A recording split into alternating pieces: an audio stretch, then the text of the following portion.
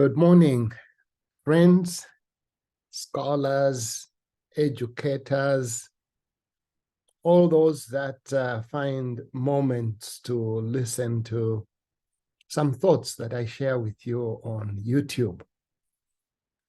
I have decided to start a series of devotional talks that I will be giving as often as I can, if I can manage on a daily basis. So if you have time, just join me. And today's talk is entitled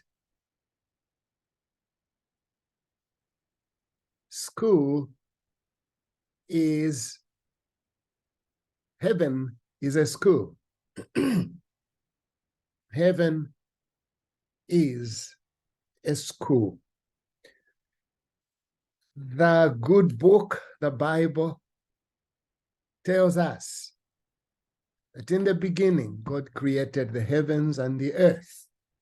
Genesis 1, verse 1. I want you to note this. The first statement in the Bible, the first statement says, in the beginning, God. Meaning, the only one who existed when the beginning came into being is God. He created heaven and earth.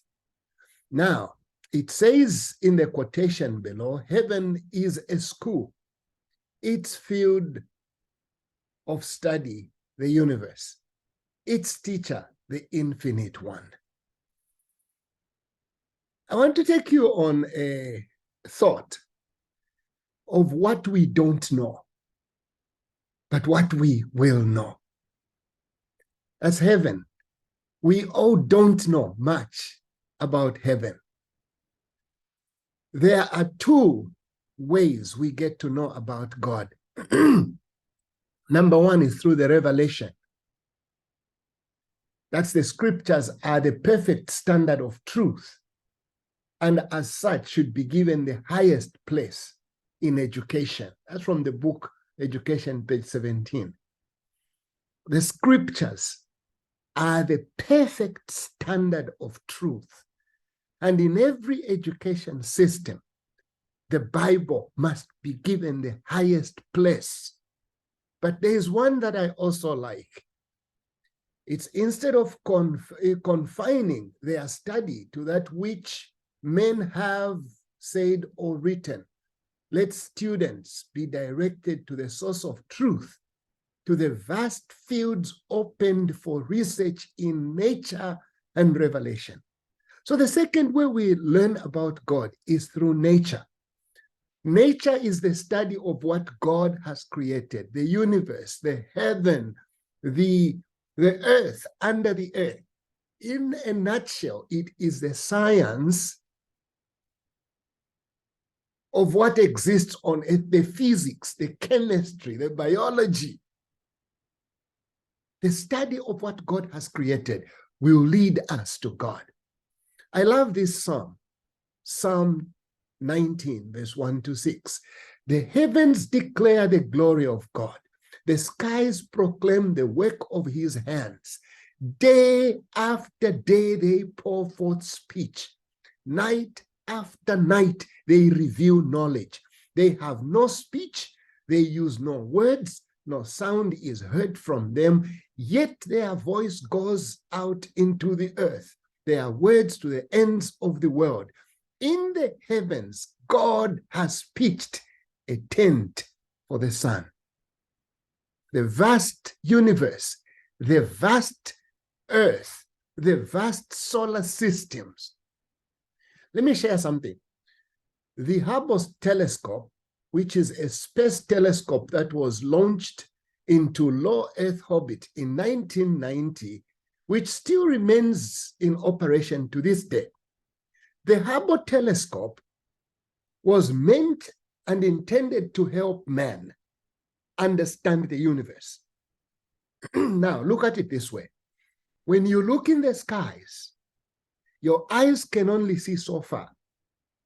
The Hubble telescope was placed in the low Earth orbit where it moves in order to now act as the eyes of man in space. It sends pictures of what it sees in heaven. But you know what? Recently, scientists constructed the James Webb Space Telescope, which is the most powerful telescope ever launched in space. And the discoveries of the James Webb Space has blown off some of the theories that were cherished and are in textbooks today regarding the origins or even the time of creation of this earth. The James Webb Space Telescope is 10 times more powerful than the Hubble space. So what it has done, which the Hubble space could not do, is it has discovered 6 new galaxies, 6 new undiscovered galaxies. And this has sent waves of thinking in those who study astrophysics and those who study all the theoretical physicists, because these 6 planets are said to have been born or existed in the dark ages of the periods outlined by the scientists. But guess what? They are saying these galaxies are bigger than our Milky Way galaxy, which now has confused them, because they said if the Milky Way galaxy is smaller than these, when were these then into existence? The greatest minds on this, Michio Kaku and Neil Tyson, the theoretical physicist and astrophysicist Tyson, check out on the YouTubes.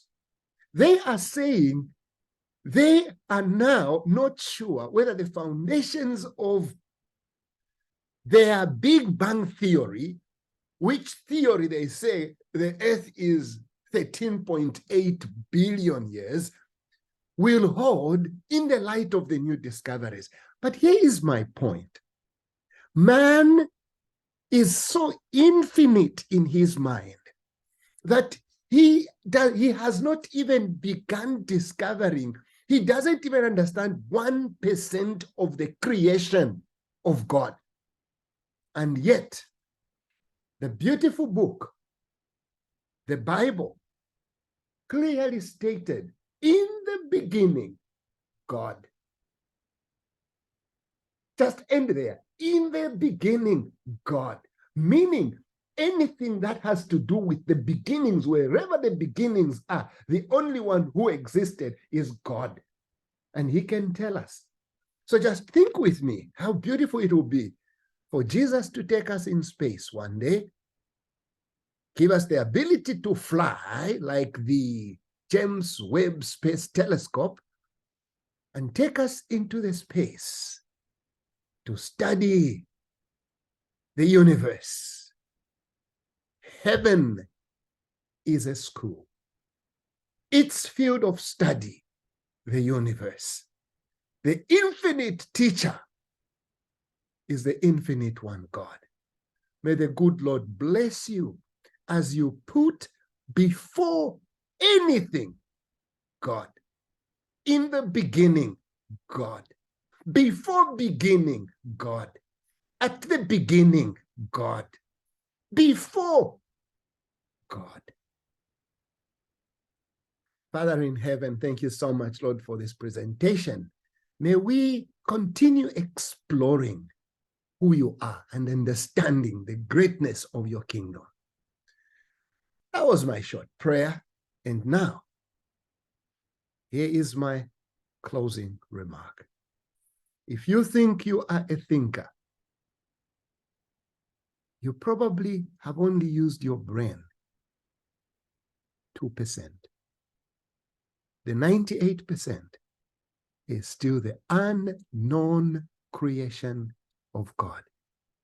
May you find joy in using your 98 unused brain to discover, by studying scripture and studying the creation of God, physics, chemistry, biology, and all the science that is there combined together. Blessings on you.